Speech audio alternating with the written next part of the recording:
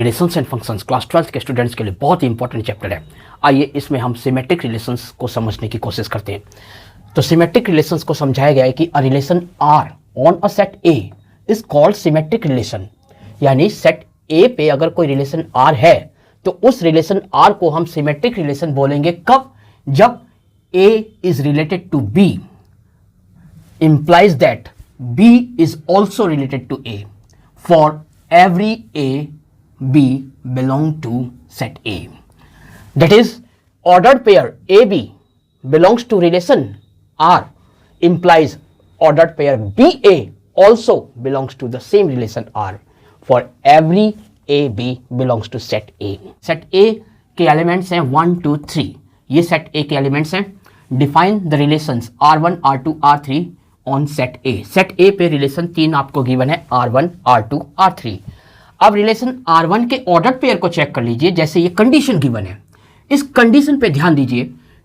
Order pair A B belongs to the relation and order pair B A must also be belong to the relation, same relation. तो देखिए R1 पे हम check करते हैं। First R1 में हम देखते हैं order pair 1, 1 belongs to relation R1 implies ordered pair 1, 1 ये BA हो गया, 1, 1 also belongs to relation R। तो फर्स्ट कंडीशन। दूसरा हम ऑर्डर पेयर चेक करते हैं। Order pair 2, 2 belongs to relation R।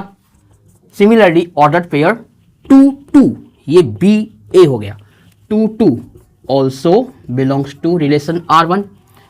अब हम नेक्स्ट देखते हैं 1, 2 order pair 1, 2 belongs to relation R1 and order pair 2, 1 2, 1 yes order pair 2, 1 also belongs to the relation R1।